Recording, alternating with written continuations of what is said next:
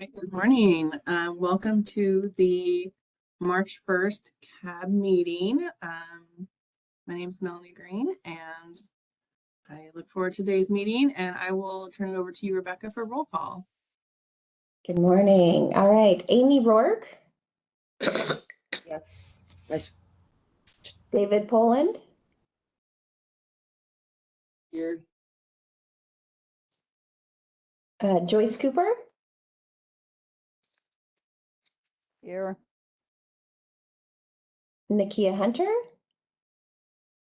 Present. And in the room, we have Bridget McLeeman. Here. Alicia Topper is also here. She is looking and at the lobby to bring in any other board members that are joining us in person. Actually, here she comes. We're doing roll call. Present. And then we have several guests today joining us. We have a new board member that just popped in, Diana Perez. Hello, everyone. Good morning. Good morning. And that is all the board members that I see at this moment. I did want to note that we do have new board members joining us today. Nakia Hunter has just been appointed to the board, and so we wanted to welcome Nakia. Thank you very much.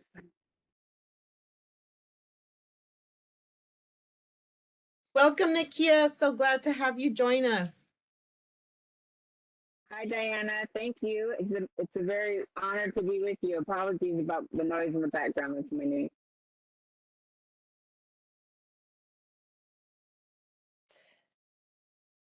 All right, I think we can move on. Thank you. All right, the first action item is approval of January 2023 minutes from our meeting. Then hopefully everyone got a chance to review those. David, do you have a question or comment? Yeah, I want to propose one small amendment. Okay. Page 2, under open forum, where it talks about what I said, the summary, I want to clarify for the public record. First of all, Joyce and I did not communicate after the meeting. I felt that as a deaf representative, what I have to say is imperative. And I kind of felt like for time, I get silenced. So for clarification, what I was saying is not that sometimes we don't have very much ASL. We're not provided things in ASL. American Sign Language is not provided by the county for a plethora of things. We don't have voters pamphlets in ASL. We don't get the point in time count information in ASL. It's just not provided to us. And the statistics we do have are very poor. But what we have says about the majority of deaf people in America have about a 4th to 5th grade reading comprehension. And I do know people that can only do about 3 words in English, but I can complete conversation like I am right now with you in sign language. So that was what I wanted to make sure was on record. Thank you. Okay. Thank you. Rebecca, are you able to incorporate the comments from David into the meeting notes from the 4th and 5th? I'd like to ask a clarifying question on what he would like changed in the minutes, because it does state that sign language is not commonly offered in the community, which is an accurate statement of the discussion that happened at the meeting. I would disagree, because the wording that you have there is David indicated sign language is not commonly offered. It's not offered. It's never offered. I want to make that clear. It's not. Well, saying never is not an accurate statement, because there are community providers and events that have provided sign language. So is there a different verbiage that you would like me to use? It's not accessible to the deaf community. Things are not provided in American Sign Language. And it would be very unfortunate if I have to go through all kinds of things with Clark County and provide an email list, but I can, because I did talk to the Clark County Council pre-COVID 3 different people. I was going to be speaking to the council, but the county manager canceled that for me to speak to county staff about access to Clark County councilors' meetings that were virtual. And they decided in a letter that they weren't going to do what is required under the federal government under ADA Title II. So that's why I just want to be clarifying. It is a little bit stronger language than what was put into the minutes. And I want the public, the hearing and the deaf public, to realize what I said is the deaf people are not being included. Data is not being gathered on us. So we do not have power to demand that we have access fully to what our government is doing. Thank you. So if I stated, David indicated sign language is not accessible to the deaf community and signing is done differently among people, would that be a more accurate statement? No. David, you need to offer an amendment to the minutes, specifically the language you want to have replaced. What are you striking and what are you adding? Okay. I would like to say where it says right there, question was raised how to include the deaf community. David stated that that American Sign Language and other sign languages are not treated equally to spoken and printed languages, that a majority of deaf people cannot read English, and that we need to have access to information to all people. Is that clear? Yeah, I've got that. Yes, thank you. I just have a question. But how do you do that when it's not? Do you have video of people doing sign language? It's kind of like that Chuki. It's a spoken language. Well, this isn't spoken, but so how do you do that, David? I'm just wondering. That is a perfect question. Thank you for asking. Yes, I've seen that we do videos. We do a video where you can either click a link and up pops a video, or there's just a video there and we click the video itself and it starts signing. And yes, you could do the exact same thing for spoken Chuckese. You could either have a click where you listen to an audio, or you could have where they see the visuals in a video as well. It is doable. Regarding what we had talked about with the surveys and SurveyMonkey, that's a different issue.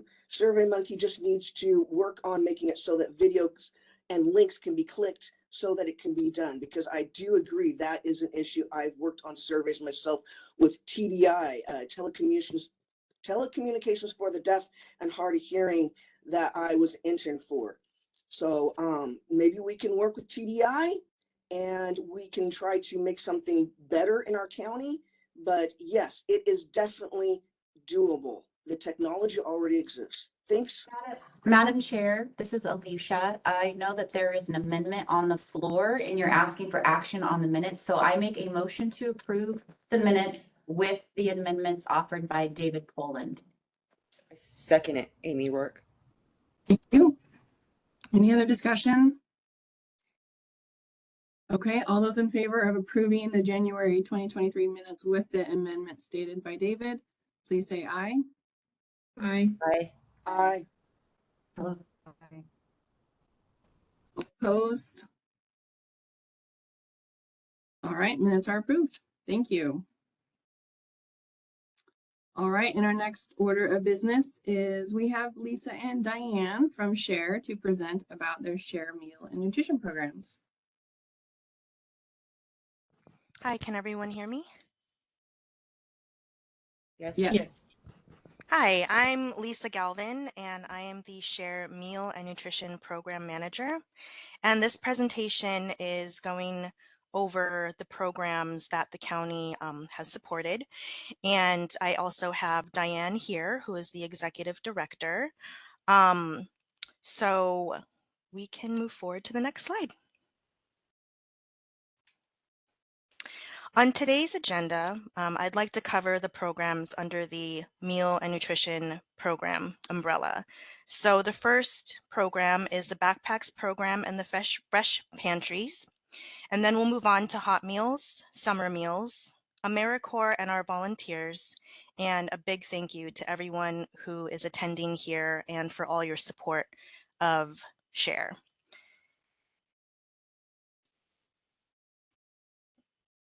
Thank you. So I wanted to start off with a little bit of just background food insecurity in the United States with some data to support that. So food insecurity is defined as a household level economic and social condition of limited or uncertain access to adequate food. There's a difference between food insecurity and hunger. If I don't eat for a whole day, I experience hunger. But food insecurity is at a household level where, you know, families or individuals may not have adequate resources to have food to address the hunger issues that they may be experiencing. And as of 2021, 12.5% of households with children were food insecure, and 2.3 million households with children were both children and adults were food insecure in 2021. So I don't know if you can see this graphic design on the side. I do apologize if it's a little hard to see, but it's basically breaking down what is in the bullet points in more of a visualization.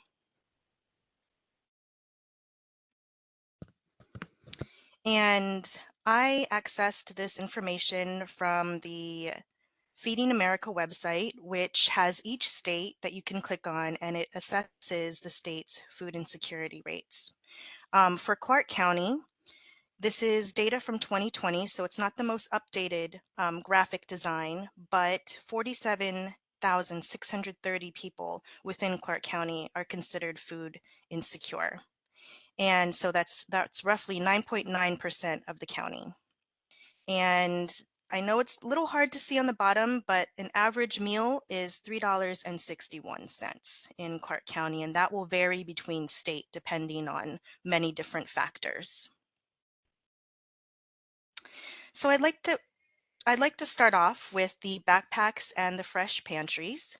Currently, we are serving 85 school sites, and right now we have about a little over 1,000 bags of non-perishable food delivered every week to these school sites.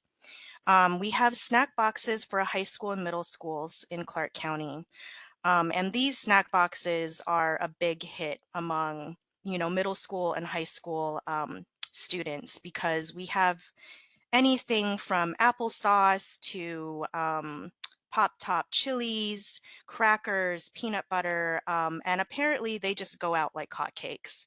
The students really enjoy having access to this resource, and it's something that we've received very, very positive feedback from.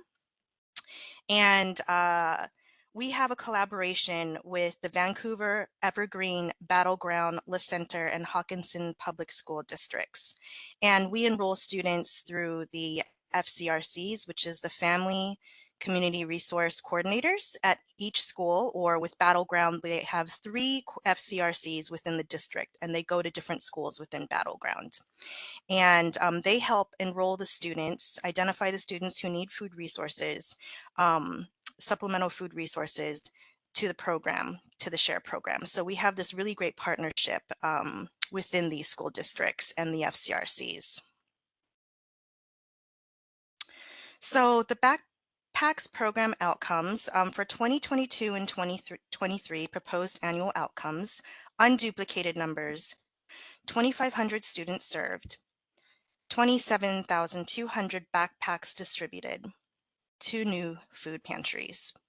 And with that is the health and social behavioral development outcomes, which is 2,000 youth improved physical health and development, 1,250 youth improved social emotional development, and 625 youth improved academic performance.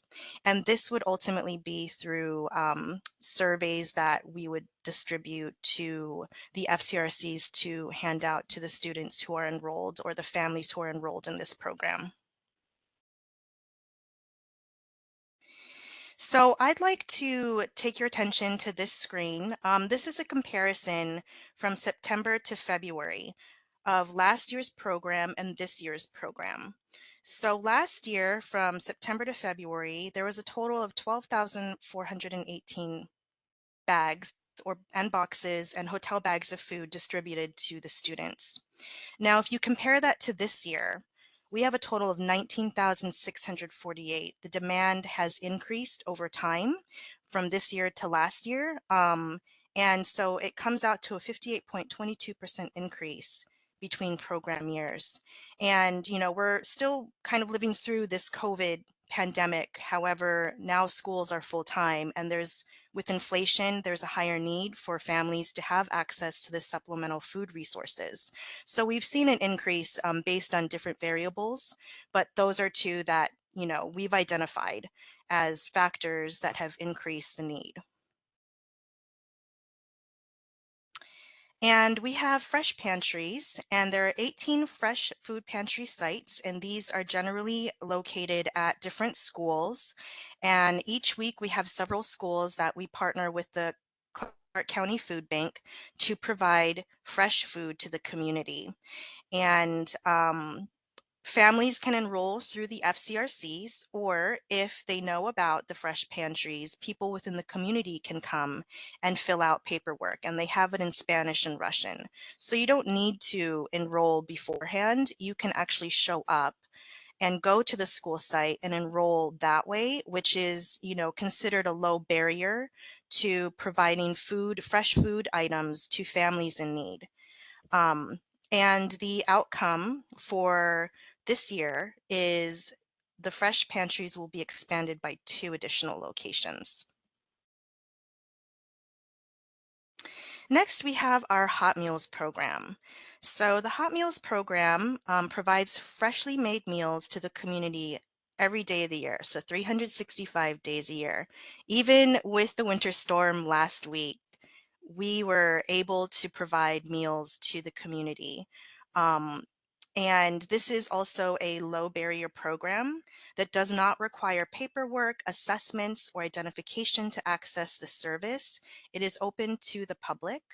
And if, you know, there's a family that needs food, we don't allow children in the dining room. However, we do provide to-go service. So we always provide food no matter what. Low barrier, and will not turn anyone away for food resources. So breakfast, lunch, and dinner are served Monday to Friday with dine-in service for breakfast and dinner. Lunch is still takeaway. And on weekends, we have 2 meals, breakfast and dinner meals, that are served. And we provide meals for clients at 2 share locations every day. So we create takeaway meals for Lincoln Place, which is the permanent supportive housing under share, and the Women's Housing and Transition Shelter, the WHAT. And the Hot Meals program outcomes identified are 90,000 meals served during the program year. And last year, we had 89,195 meals served. And this year so far, because we just started the new year, we have 6,897 meals total. Now, I'd also like to bring your attention to the graphs. So for last year in 2021, or I'm sorry, previous year to 2022, in 2021, there was a total of 90,051 meals served. And for last year, 89,195 meals served. And you can see the fluctuations in the data between months. It really is very fluctuant. And some months have a higher demand than others. It just, you know, it depends on weather, it depends on many different factors. But 2021 was kind of the height of the pandemic, so we did see that there was more need during that year. Summer meals. The goal is to provide meals to youth 18 and under in low-income areas while they do not have free or reduced school meals. So from mid-June to mid-August, meals are provided at designated sites in Clark County Monday to Friday. And the summer meal program outcome is 12,500 meals served. And I did provide this table that compares, you know, the numbers and sites throughout the years from 2018 until this past year. And I'd like to also bring attention to the AmeriCorps and the Shares volunteers because we have a service member. His name is Dalen. He serves at our Hot Meals location Monday, Tuesday, and Wednesday, and he also preps and serves dinner at the Share Orchards Inn Family Shelter. And, he's a really great asset that we have, with our partnership through AmeriCorps. And I'd like to share the narrative that he provided for AmeriCorps, but I also wanted to share with everyone here that, this is my first time serving for AmeriCorps. I was needing fulfillment in my life. So when I saw the opening for the cook position at my local shelter, I was excited to serve. Cooking has been a big part of my life. Being able to serve my local community has brought me joy because I'm able to help those in need. The staff and residents at the shelter have all been kind and respectful to me. When I come in to make dinner for them, it doesn't feel like I'm there to volunteer. It feels almost as if I'm at home. As a bonus, I've learned a handful of new recipes for my own home as well. I can tell that this experience will benefit me greatly in the future, and for that, I am thankful. And he really does have a great rapport with the shelter residents. And again, as I mentioned, he's been a wonderful asset to help out with uh, serving and prepping meals at both shelters. And I'd like to bring attention to our volunteers. They are such an integral part of the organization. Share's dedicated volunteers at the heart of Share, and we could not serve the community in meaningful ways without them. Just alone for the backpacks program, I believe there's about 70 total volunteers. It was certainly fewer volunteers last year because of the pandemic and the year before that. So it's been really nice to meet them in person and for them to be a part of something that's really meaningful that serves the community. And so in 2021, there were 12,417 volunteer hours to value 411,213 and 9 cents. And then in 2022, 18,846 volunteer hours total to value 558,128 and 31 cents. And the last slide I'd like to bring your attention to is from one of the backpack students. I don't know if you all can read that, but it says, "Dear Food Fairy, thank you for the food you give me, and thank you to the people who make the food. Also, thank you for the clothes that you got me for Christmas."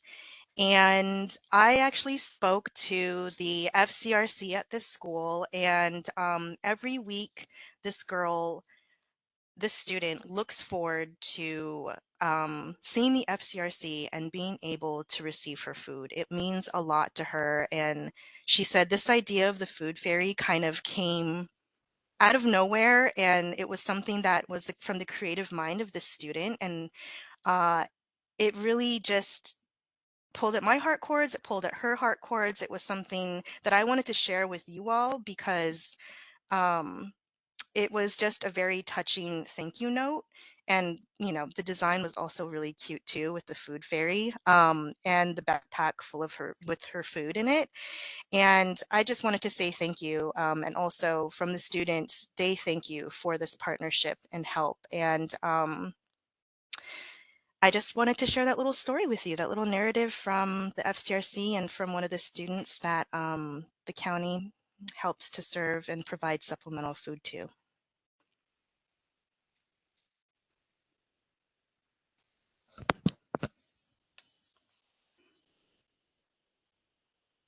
I think there's one more slide.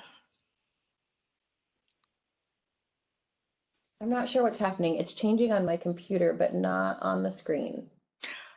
Okay, that's fine. Well, the last slide is just a big thank you for being here and for supporting the programs and the communities that, Share serves. And thank you for your time. Oh, there we go.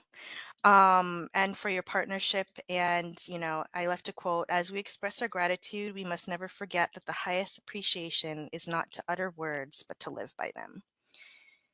And there's also a reference page as well for some of the data that I received. So thank you so much for your time.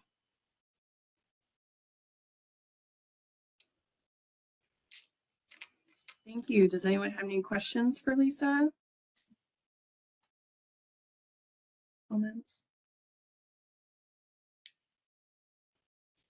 All right, I can just say how much I appreciate the backpack program and the food pantries at the school level. I work closely with Cher and Lisa, and yeah, this program means a lot to our families and to our kids. So thanks for all the work that you do to support our community. Appreciate it. Yeah, and this is Alicia. Lisa, I just also want to echo appreciation. Prior to my current role, I worked for Vancouver Public Schools in the Family Community Resource Centers and making and helping connect partnerships. And I can give a testimonial that this program really does make an impact on students and families that have food insecurity. So thanks for all your good work. Thank you. This is David Poland. I would like to add that I like that thing about the food fairy. I was curious, like if you could make a little cartoon image of that and you like use that from now on. It's like the food fairies are coming. I really love the food fairy as well. I've never heard of the food fairy. This was again from the creative mind of this student, and I love the graphic design, and that would be something maybe to consider. I mean, that it was brilliant, and it was really sweet to see that note from the student herself and to hear the story that she every week she looks forward to seeing her, her FCRC to pick out the food from the fairy, and it was just, yeah, it was just a great thank you note and something to consider. Thank you. Lisa, if you do consider it, make sure you compensate that young girl for her creative input. Her name, let me say her name. The idea came from her. Well, we have to keep the program de-identified, but a first name can be, I wouldn't put the school or anything if this was approved or if it was something that the program wanted to do. A name would be attributed to this graphic design, but nothing else to keep the privacy of the student. All right, thank you. All right, next we have Rebecca, draft outcome report for review. Okay, let me switch over. So for those in the room, they have a copy of the actual report and they can attest to how large it is. It is on 11 by 17 paper, but this is so that we can really look and see all of the outcomes. So this is just a draft template. So this is not, doesn't have any data in it yet. Any data that's there is really just to kind of show what it will look like so you can get a better visual. And what I'd like to do is get feedback from the board today because this is a brand new style of a summary outcomes report than what we've had in the past. So just wanted to get your feedback on this and is there anything that's missing really is kind of my big questions here. So I'll kind of do a quick overview so you can see what it looks like. For those of you that have been with us for a few months, you might recognize the layout as I mirrored it to the finance report. So we'll see that next month or at their next meeting in May, we'll have our finance report, but I wanted to kind of keep them in line so they looked similar to help kind of with some continuity because there's a lot of programs that are overseen by the Community Action Advisory Board. So I'm going to zoom in on some of these sections here so that we can kind of look at them a little bit deeper. So the first section is community action programs, and then you'll see that there's the name of the program and the agency, the reporting period, which may be different for a few contracts that are a little bit longer than the others, but the majority of these annual report periods are going to be from July 1, 2022 through 6/30/2023. I've also included a brief description of the program, so it gives an idea of what that program is. So that will be in this orange section on the left. So you'll see that all the way down throughout the entire report. In the center, I focused on the activities. So I pulled 3 goals from each program to highlight and include in this report. As much as possible, I tried to use the number of individuals served, or some idea of how many people are participating in the program, and then pulled a couple of additional outcomes or service activities goals so that you can see how the program is doing. The community action programs, they can be pretty different because we are serving or doing all different types of programs, from finance to food services, things like that. Is there a question? Okay, fantastic. I will keep going. And so you can see here, there's a description of the activity along with what their annual proposed goal is. And then once we start putting data in, you'll see where they're at for the quarterly report that we are presenting, and then the percent achieved. So we can make sure that they are moving forward with their program. And then to the right in blue, this looks very similar to the finance report also, where we have just a quick overview of what, how they're doing with their funding on the annual amount. So you'll see the annual contract amount, what they've spent, and then the percentage. So we can kind of make sure that we are on a regular basis ensuring that the programs are moving forward and spending funds appropriately. So that's kind of a general idea of how the report is laid out. At the bottom, one of the components that I had in our previous version was just to an opportunity to call out and make notes for any programs to make sure that you're aware of things that might be anomalies for those programs. And a lot of times we see for the Share Hunger Response program that they have spent their funding much faster because they use grant funds from us before they use their local foundation dollars. So, usually have notes like that, or some explanation of what's going on with the program if they're not currently meeting their goal or exceeding their goal at the time of the report. So you'll see those also provided. The next few pages are for our homeless crisis response system, and this is where it can get just slightly overwhelming. There's a lot of programs that are funded under that program type. And we've broken them down again, same as we did for the finance report. So we talk about our system coordination and data collection, our core support services, and then each intervention type, outreach services, shelter services, and you'll see quite a few of those. Rent assistance for, with the prevention rent assistance programs, transitional housing rent assistance programs, rapid rehousing programs, and permanent supportive housing programs. The intervention types, as much as I could, I kept them very consistent with the 3 activities that we're reporting on.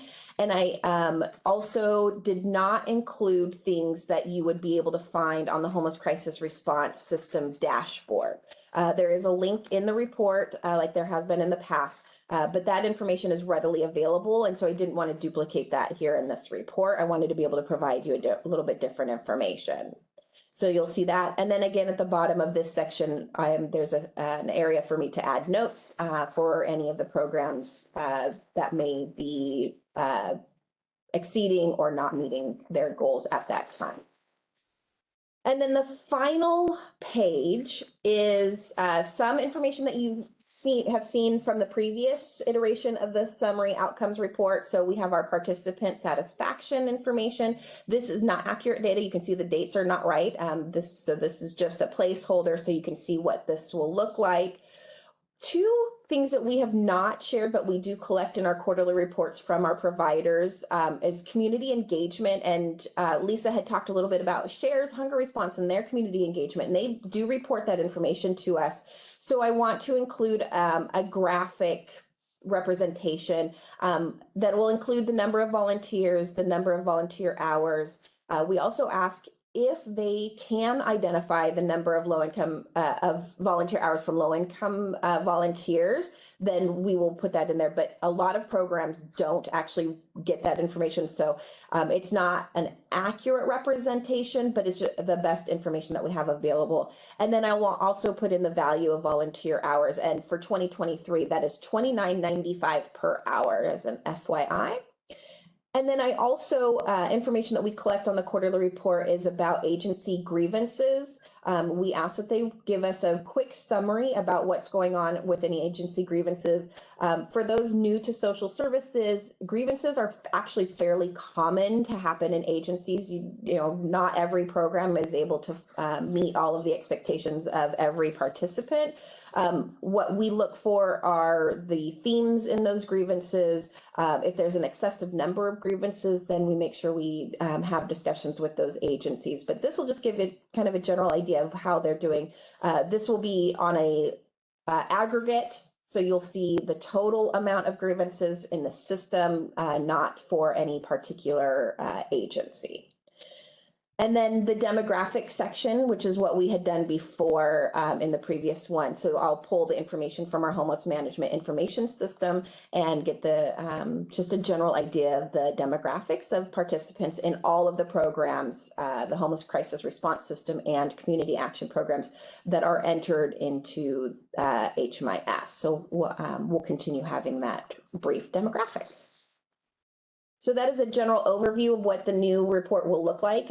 May's meeting will be our finance report, but July I will have a fully data included report for the board. And I sincerely apologize for the delay in getting this. There's been a lot of to-do items that have unfortunately taken priority over this project.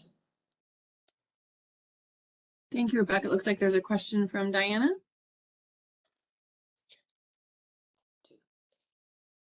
Yes, thank you.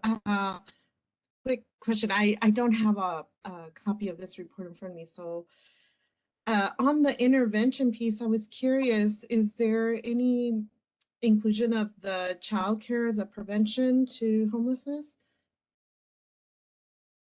So I'm not sure I quite understand the question. This is only going to be on activities that are currently funded for contracts that are currently funded with through the request for application that was completed last year. If an agency had included childcare, there would be goals related to that activity. But at this time, I don't know if there's any specific programs that have that in their program model. Oh, okay. All right. Thank you. But that would be something to be able to include in the future, is childcare as a prevention to homelessness.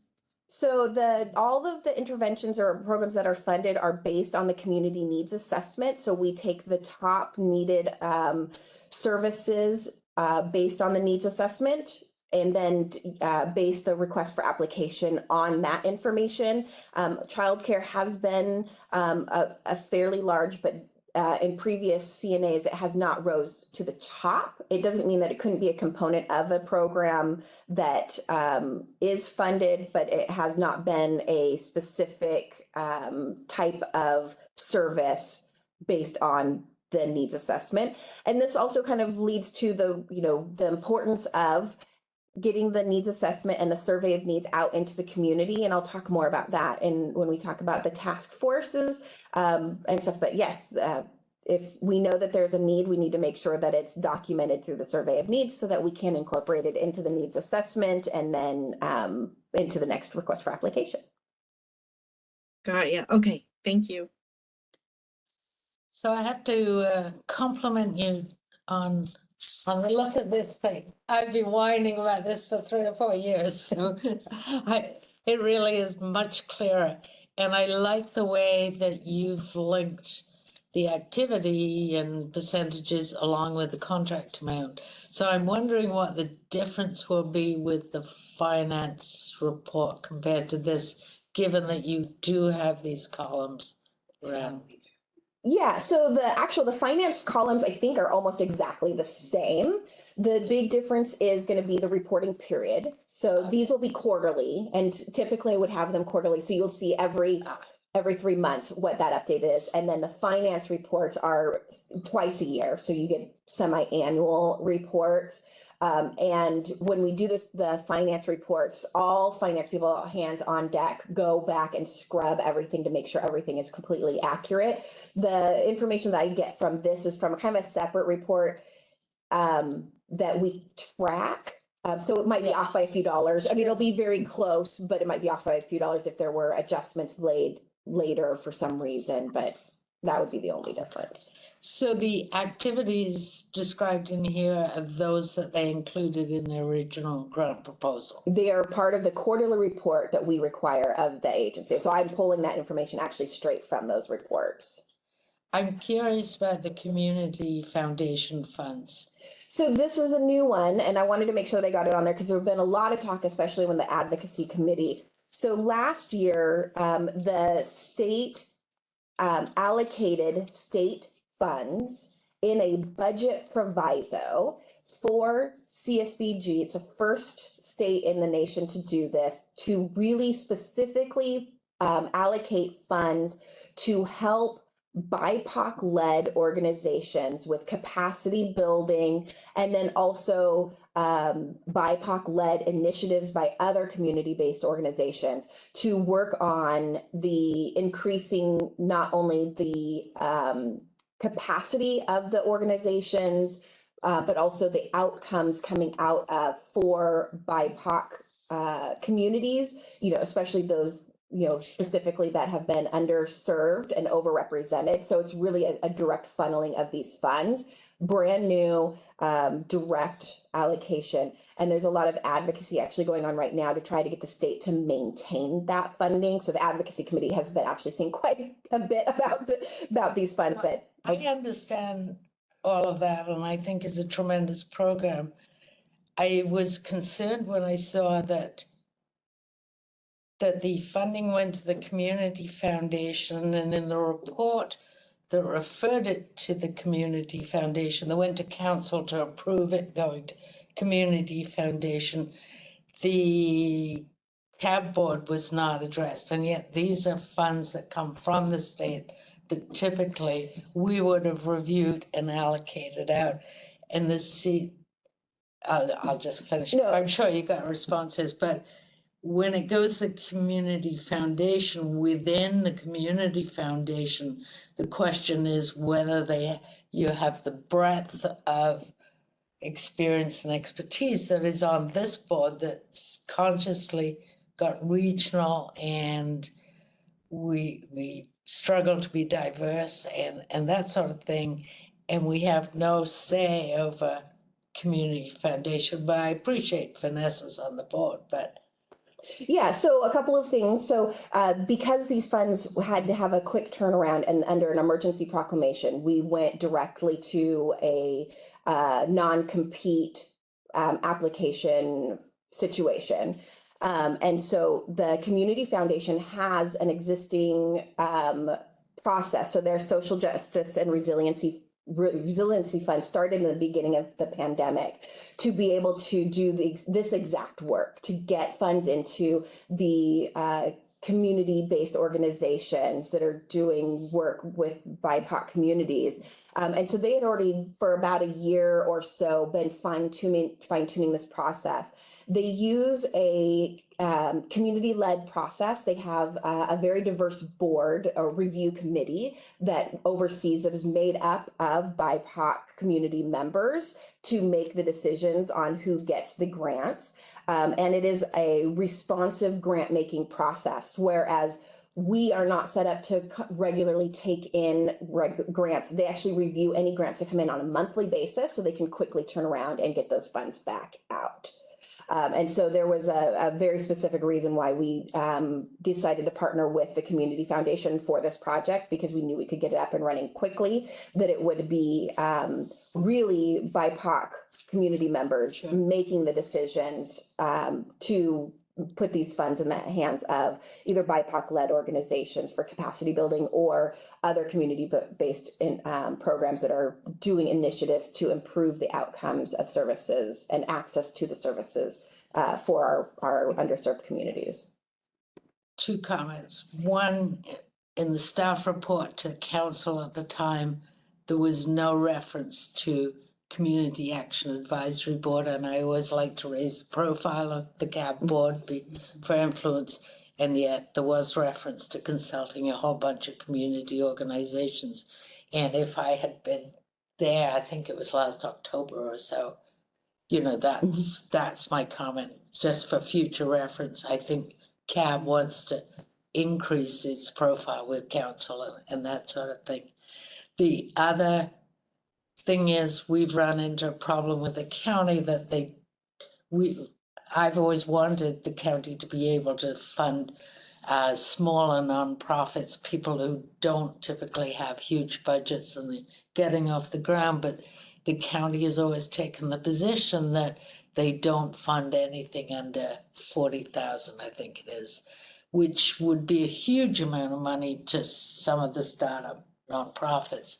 So instead of, not as a sort of outcome of this process, I'd like to think that the county would start reviewing how it could do smaller grants to seed smaller nonprofits. We've been through this sort of before, but I think you've shown flexibility with this fund that the county could establish something similar within its infrastructure so that when we get the funding for these various state funds, we could also address seed money for the new nonprofits. I think Bridget brings up a really good point, and as a county official myself, I think that type of feedback is critically important. And I'm really happy that you brought it up, Bridget, and not for the county to get defensive in the decision to go to the community foundation, but maybe looking to the future, if this becomes a permanent source of funding, how do we incorporate it into our CAAB annual process? Or if we don't, what is the rationale and the procedure to make sure that it's inclusive and includes this wealth of knowledge that you have here on the board? Absolutely. And we will, yes. If this becomes this was such a, we need to get it going as fast as we possibly can because it's a very short time frame to get the funds out. But yes, no, that is our anticipation is if it becomes a regular funding source, then it would really be the CAAB's process to move that forward. And I will say that we have taken the stance that we do not have the capacity to be a nonprofit incubator and do these very small grants. However, there are other funds that are coming in. So we have been able to start working with some of these smaller organizations, and internally we are having those conversations about how can we do more to be able to be more inclusive, if not fund an agency because they don't have the infrastructure available. One of the biggest hindrances we know is cost reimbursement, having to accrue those costs and then be reimbursed. A lot of our funds are mandated. We cannot give them ahead of time. That has to be a cost reimbursement. So we're absolutely having those conversations internally to try to figure out how we can expand who has access to the programs. Yeah, and I think the cost reimbursement is just one component. I think the key is we don't, and it's not just these funds with the new funding source, it's all our funds. Mm-hmm.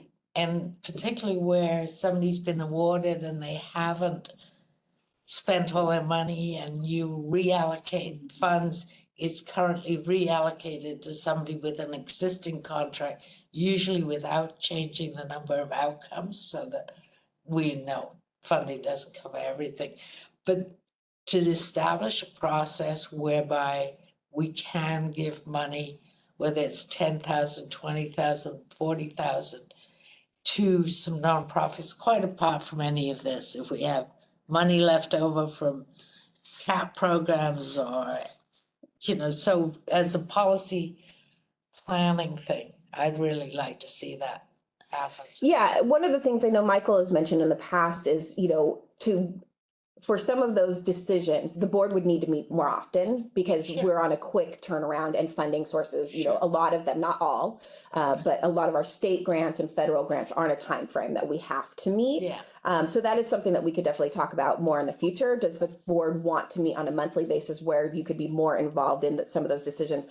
Sometimes it's just we need to make sure that we can reallocate them as quickly as possible to make sure that we meet, but and don't lose the dollars in. I'm sorry, I didn't want to get off track with this. This is really good. So they were just thoughts that came up.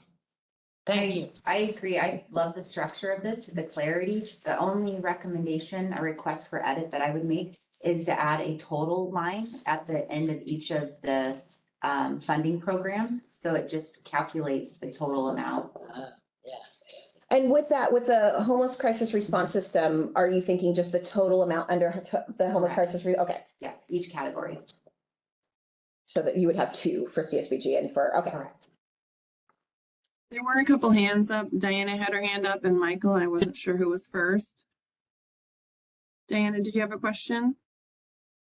Oh, not a question, just and Michael may be able to answer this, but it had to do with the Community Foundation Social Justice Resiliency Fund, that's a very intentional item for the Community Foundation. That's not just, you know, Clark County, but also Skamania, Lewis, Pacific, Wakai, you know, other counties, and very intentional in the fact that it's really looking at the mission of some of the organizations that are requesting the funds to ensure that they are meeting racial equity, justice, diversity, equity, and inclusion, and that these programs are helping build that capacity, but also filling a gap that other local jurisdictions aren't providing.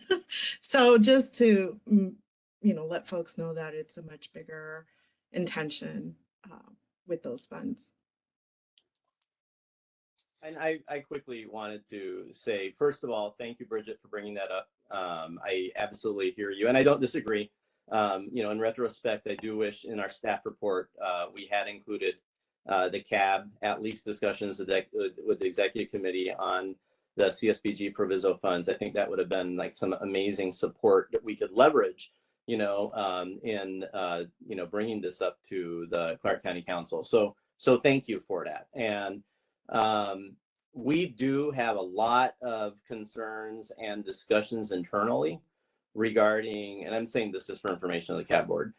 This isn't in response to anything in particular, but contracting with small grassroots organizations is a huge challenge for us. Like it is.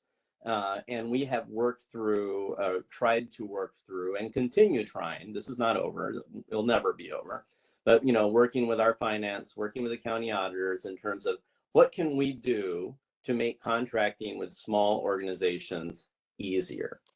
Yeah. And one of the reasons, and it's reflected in the staff report to the council, and it's reflected, you know, it wasn't a completely independent internal decision to sole source these funds with the Community Foundation. We went through a sole sourcing process, which was part of the staff report and submitted to the county council and is publicly available. But one of the reasons we went with the Community Foundation is because they have, first of all, they have that ongoing RFP process, which we do not have the capacity to maintain staff-wise. That's, you know, just structurally, we can't administer an ongoing RFP, you know, for these amount of funds and considered amount of organizations and the type of organizations that we'd want. And the second piece is, I think a lot of the organizations that will get access to these proviso funds would not get access if we were running that, because we would have to do the administrative reviews, a lot of our processes, the contract monitorings that we would have to subject those organizations to it just would not work. So part of the reason for this is looking for ways to make it easier for really grassroots organizations to access these funds. Sometimes, at least so far, what we've been finding is that better access to funds and use of those funds happens outside of these government structures that we are part of. So, you know, for what it's worth, that's part of it. But I absolutely hear you, and I don't disagree. And in the future, we'll be looking to bring some of these things back to the CAAB. As Rebecca said, our main driver was these funds need to be fully expended by June 30th. We had like a month and a half to get contracts out, and we were working on a pretty tight timeline. The last thing I'll say, because I don't want to get things off track, is I just want to make sure everyone understands. Last year, this unit worked with 40 different organizations and had 200 different contract modifications for the services that we put out. Not all of them overseen by the CAAB, but just like that's what our staff did in a 12-month period. We have federal, state, and local monitoring requirements for all of our contracts and tech assist requirements for all our contracts. Part of the reality is not only going to be the auditors or county policy about grants of less than $50,000 is we do not have the staffing capacity to do more. You know, like it just very, very honestly, in terms of contracting out, providing the supports required for those contracts, you know, at like whatever we do is going to be public funds, and we're going to have that public funding accountability. And we really are stretched to our capacity. So I do not see a future where we are able to really significantly change how many contracts and how many different organizations we are contracting with and supporting, because, you know, we're basically at our limit right now. And I just want to make sure everyone's aware of that factor as well. But I don't want to take more time. And the delay in this report is one of those unfortunate things that shows that we are maxed out on our capacity right now. David has a question. Yes, can you hear me okay? Mm-hmm. Okay, so I want to say overall, I really like how it looks. It's pretty clear to see, but I have a question. Is this only going to be seen by the people that are currently on the board, or are we going to have it so the public can see if they want to see it and request it? Is it something that Clark County council members are going to look at? So we typically don't send them to the county counselors, but yes, all documents from the Community Action Advisory Board meetings are posted to the website and available. And we do share, especially the finance information, make sure that the county council and the city, city councilors are aware of where they can find that information, especially around the document recording fees. There's a lot of questions there. So we will make sure that the information is available. And even this draft template will be posted to the website as part of the meeting documents. Okay, so I have a question kind of added to that, and that is, don't know if you ever use like a technology to check if a document is visually okay for people with low vision or color blindness. My great grandpa was colorblind, so I always advocate for that. For me, I can see this pretty okay, except for like the dark blue with black. That's kind of hard to see. You might want to change that to white lettering if you're going to have dark blue. And then there's the grayscale part in the green area and the gray lines between it. That can be hard for people that are either low vision or colorblind to see. So if it's not just us on the board and we see it fine, if it's open to the public, you might want to see if there's any way you can change the colors a little bit to make it more sharp and clear for people to see it with those issues. Thank you for that feedback, David. I appreciate it. Not a problem. All right, I think we can move on to task force updates. Amy, do you want to give us an update on the legislative advocacy task force? Sure. I'll apologize that I wasn't on top of this as much as we were last year. Let's see. There's a lot. I know the ones that I've followed and been on. I've had communication with Rebecca through, but Rebecca, you might be able to help with this a little bit. But I know that the 1541 Nothing About Us Without Us, and that's compensating people that are low income or have lived experience on boards and committees for their time. And then there'd be House Bill 1052, nonprofit housing tax exemption. That's going through right now. That's in, shoot, I'm a little bit lost here. Okay. And I was trying to sit here and go back and forth to make sure all these ones I was telling you had gone through, because there was the weekend here that I don't know. I didn't stay up on Friday. Okay. And then House Bill 1128, personal needs allowance. That's going through. And do you have any that you could think of? Oh yeah, there's House Bill 1652, which is a pass-through of child support when people receive TANF. Right now, they normally have to sign over all of their child support to the state when they do get assistance, and we're 1652 would let their child support pass through, not just the $100, but all their child support pass through. And okay, Rebecca, do you have any? The bill that she just mentioned was House Bill 1652. Oh, I didn't say that. Yeah. Yeah, House you Bill- did, yeah. And it did make it out of executive committee, and it Yeah. is referred to rules right now. There we go. That all these ones that that's what I was verifying. All these ones that I just said have done that. They've made it that far. Do you happen to have any updates on ones that are focused on the affordable housing or homelessness initiatives? The veteran service and program, the veteran services and program. I know that one. Yeah, we have, let's see, the accessory dwelling unit, HB 1276. I don't, and the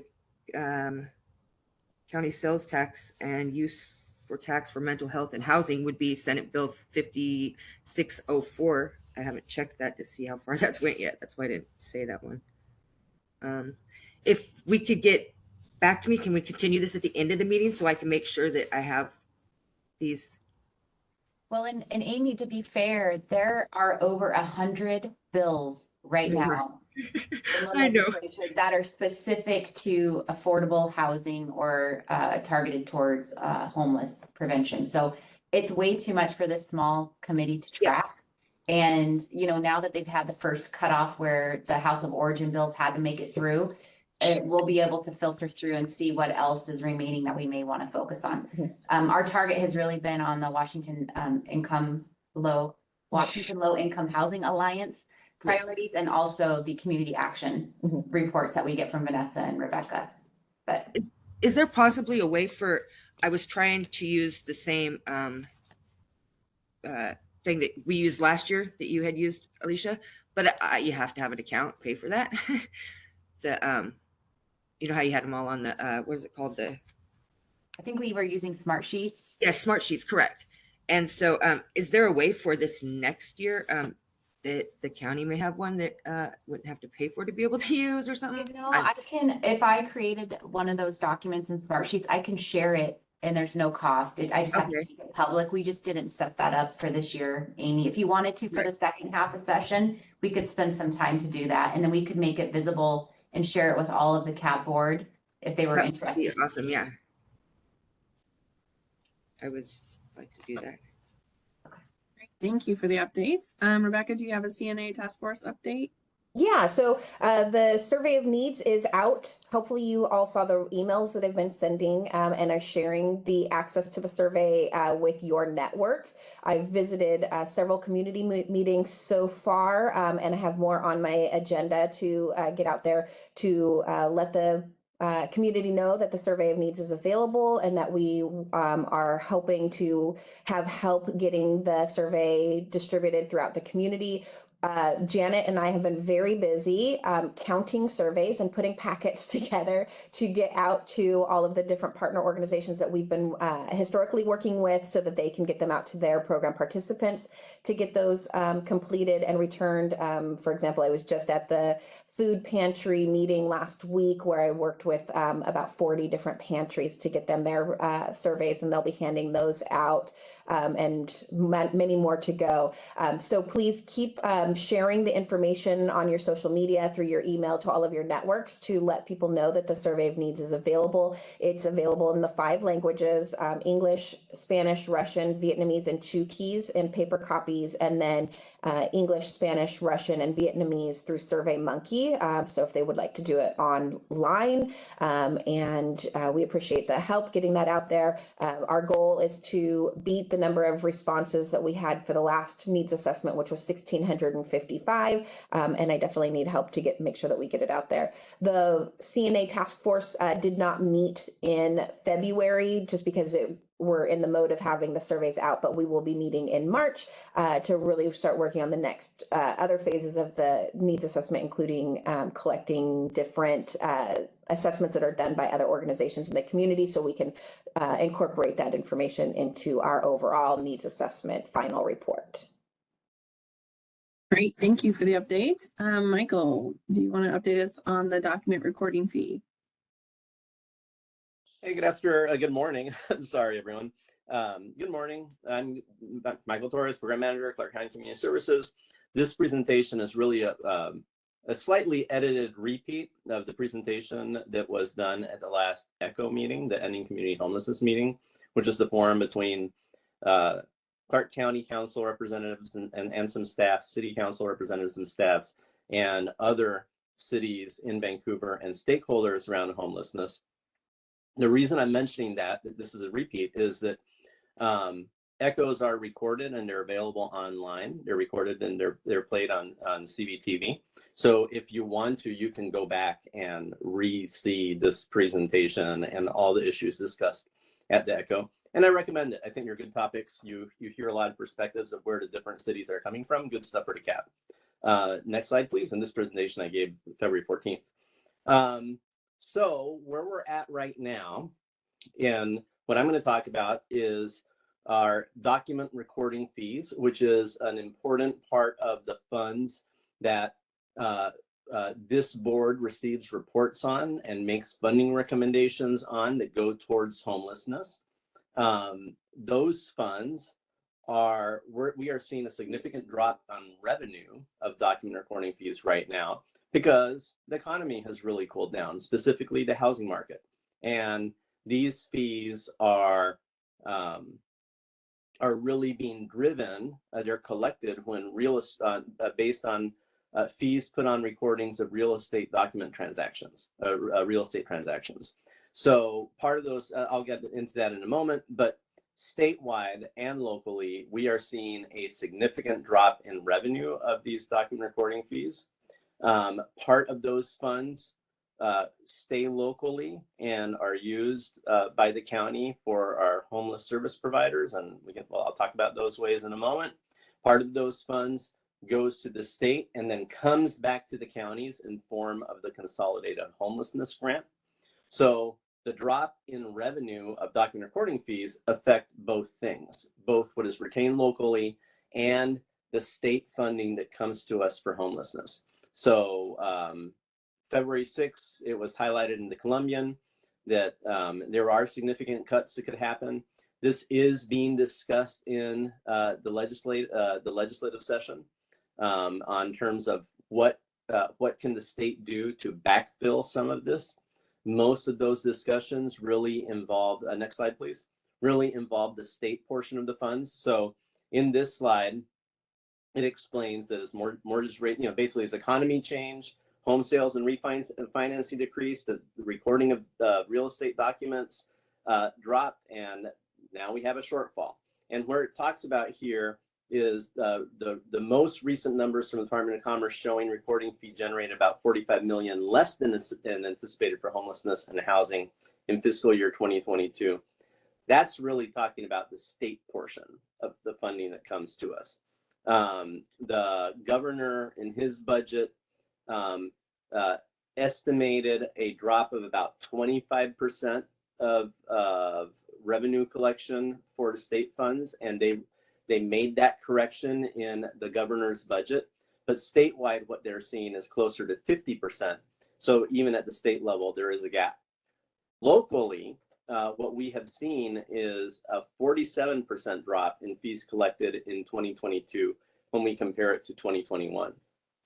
In a conversation I was having with Mark Gassaway, who is Clark County Finance, and you can move ahead, Rebecca, and just leave it on this slide for a moment. He was a little bit dismissive about that 47% drop in 2022 because he said, and he said it correctly, is yes, and that's a huge drop, but we have to understand that 2022 was the largest revenue collection. 2021 was the largest revenue collection we had ever seen, and prior to that, 2020 was larger as well, and that's true.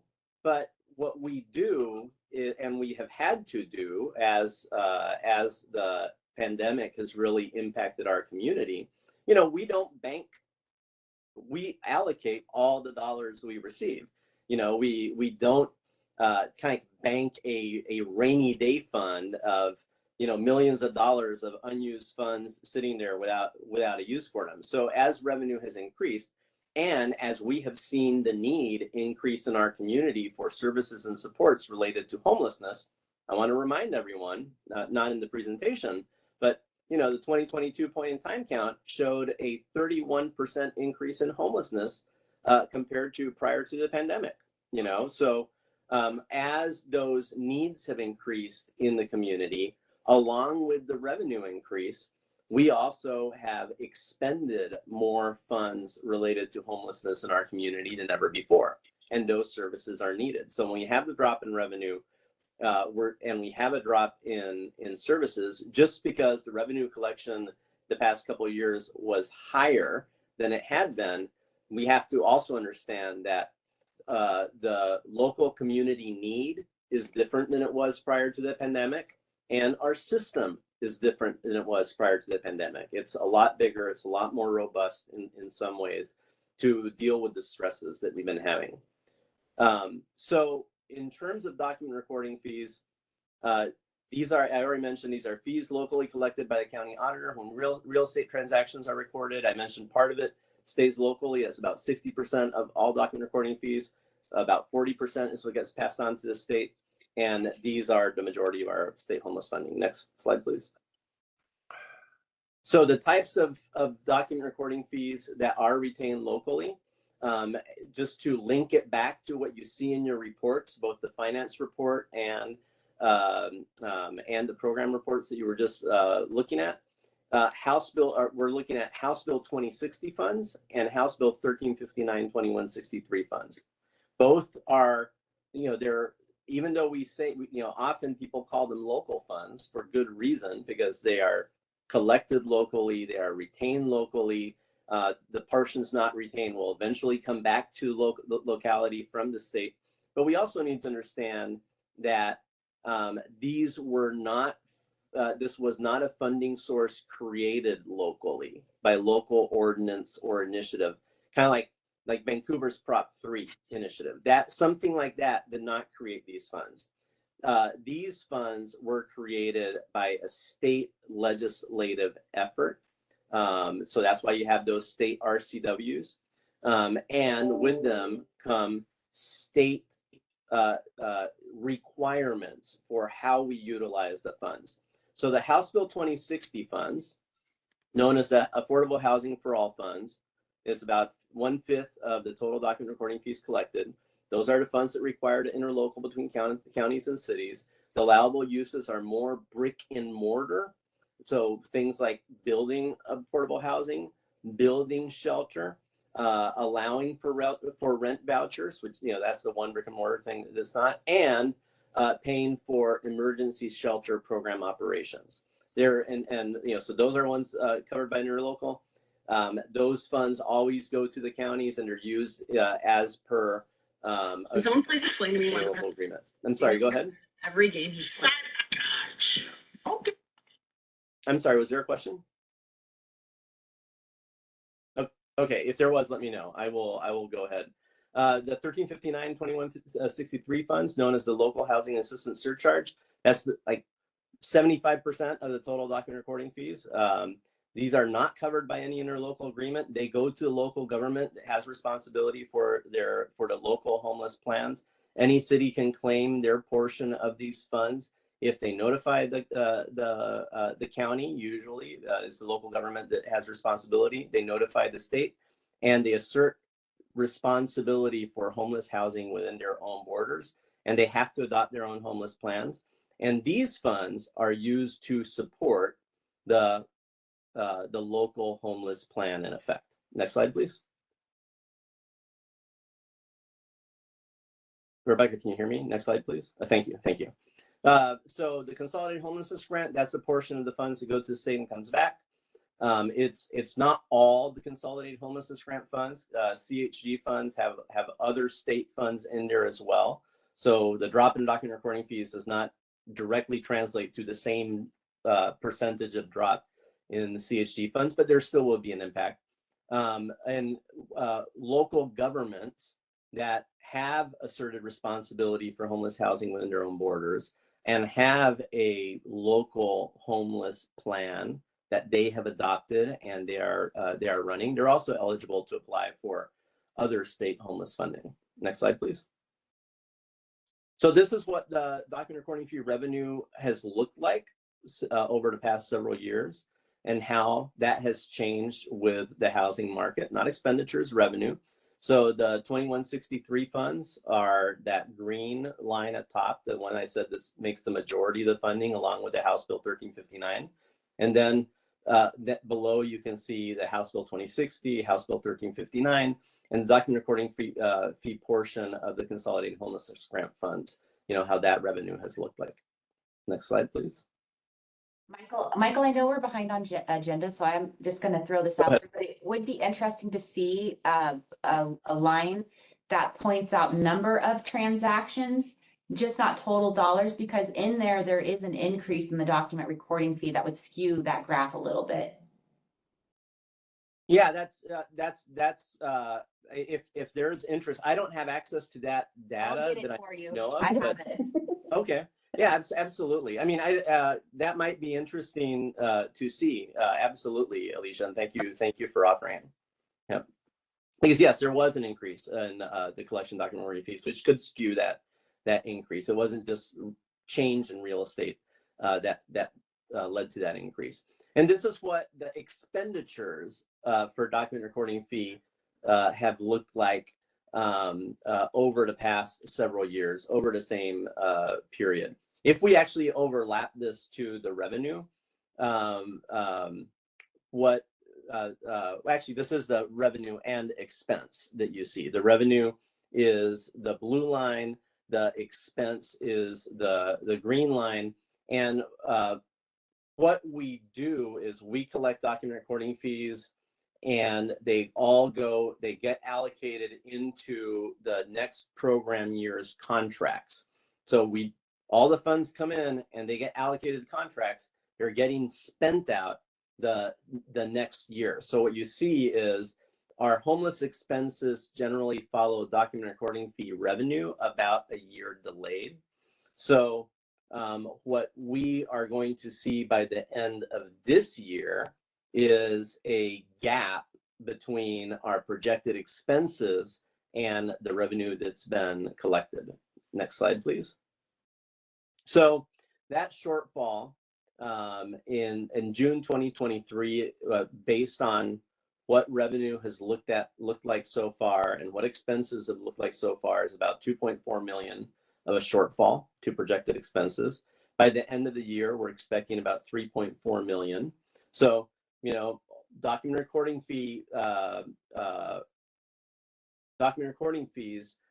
go into services across all our homeless, like across the spectrum of our homeless system, and and the actual amounts and the different types of intervention are below that you can see. So it touches everything. It touches outreach, shelter, prevention, transitional housing, rapid rehousing, permanent supportive housing.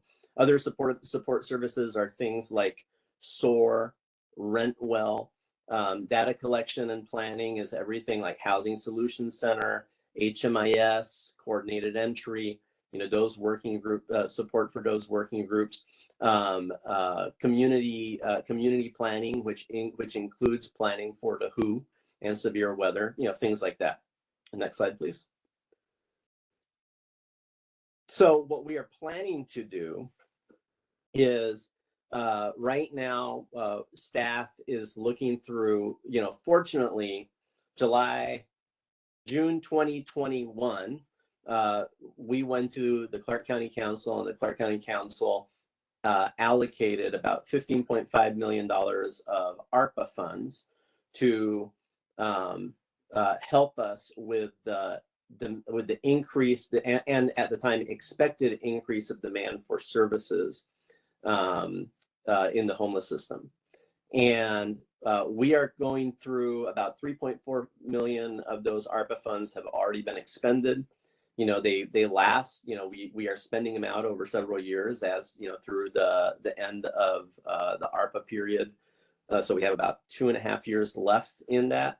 And we are going through the ARPA contracts and looking to see what can we reallocate out of those contracts that would have the least impact to our existing contracts and the homeless system and put them into contracts that are going to be most impacted with shortfall document recording fees so we can keep them whole.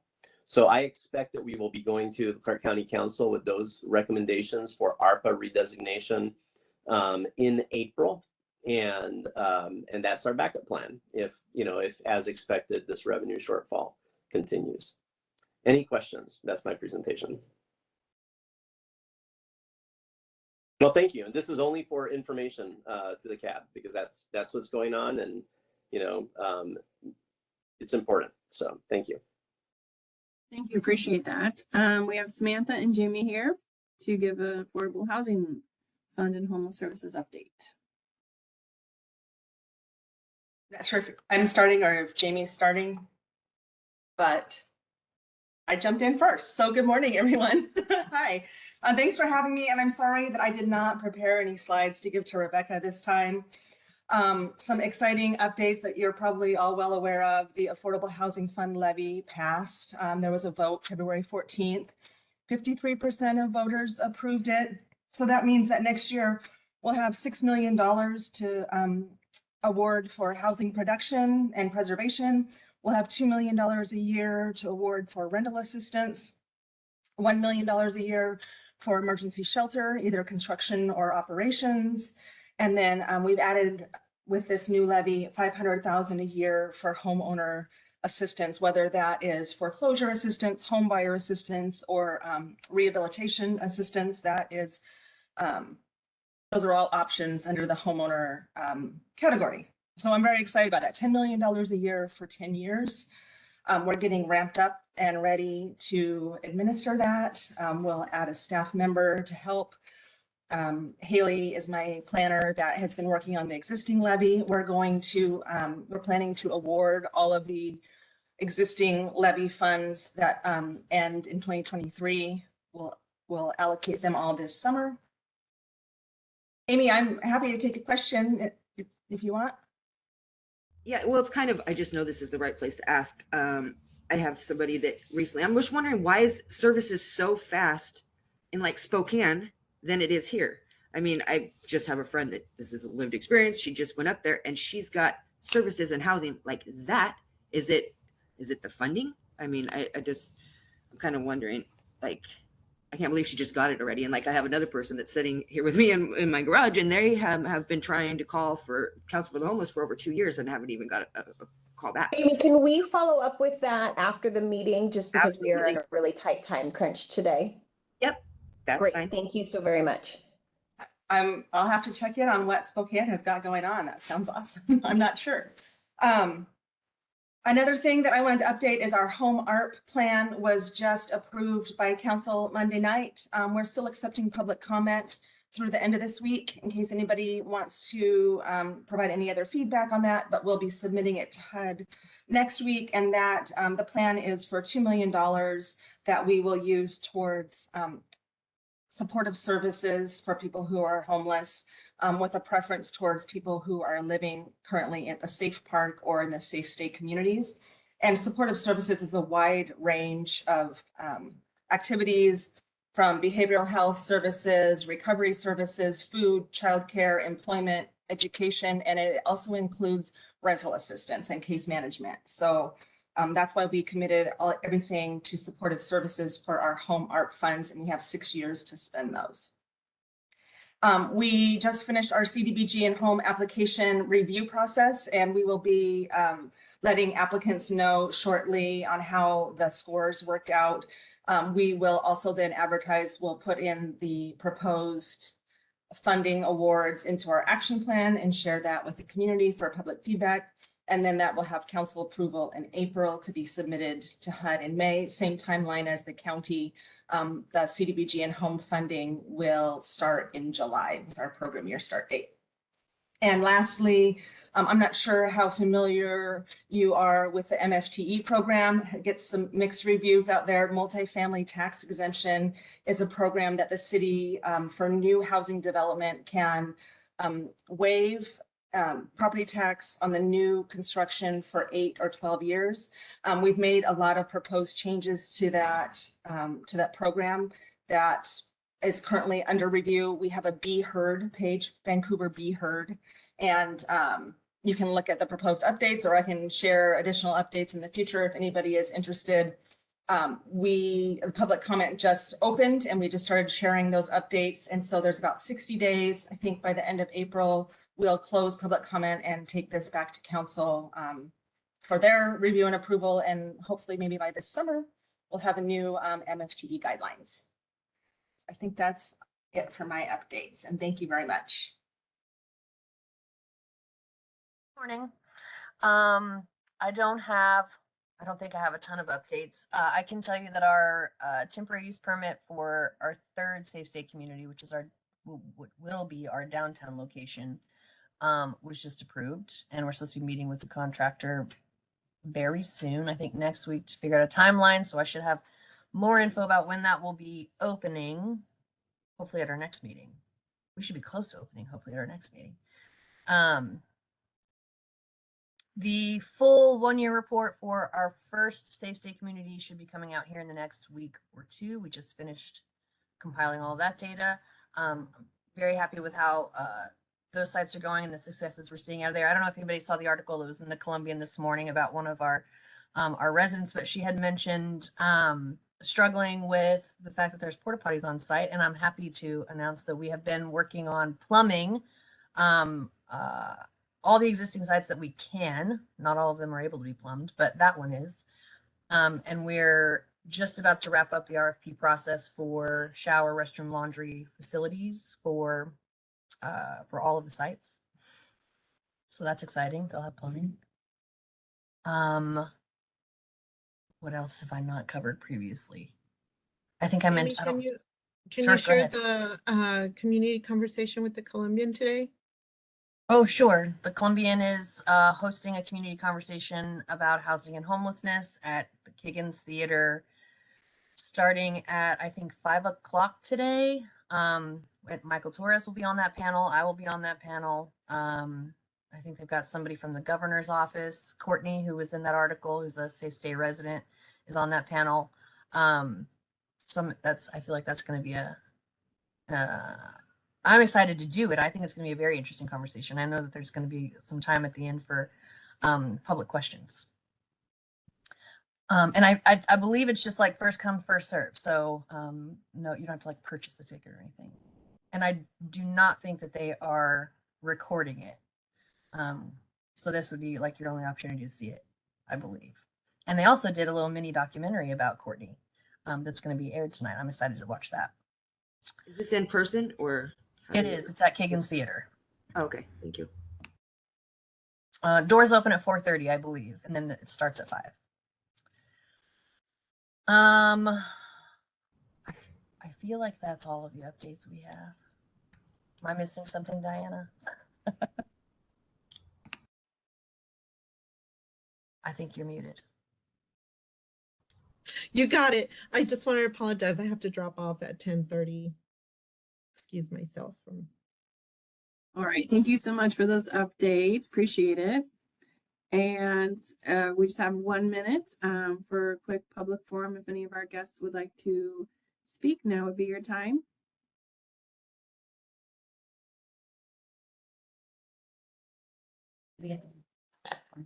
There's no one here in person who's looking to speak. Yeah. Okay. I think we can wrap up our meeting. Thank you so much, everyone, for attending. Thank you for the wonderful. Before we go, we did not have a chance to introduce our other new board member, Chris Holum, who is here in person. So we just want to thank you and welcome you to the board. And thank you, everyone. We have a packed agenda today, but thank you. And I just want to make sure we had that introduction so Nakia and Chris are 2 brand new board members. Wonderful. Welcome. Thank you. All right. Well, we'll see you back. Melanie? Yes. This is Rob Perkins. I'm just letting you all know that I showed up about halfway through. Thank you. Thank you. We heard you. And with that. All right. Thanks, everyone. See you in May. Thank you, Melanie.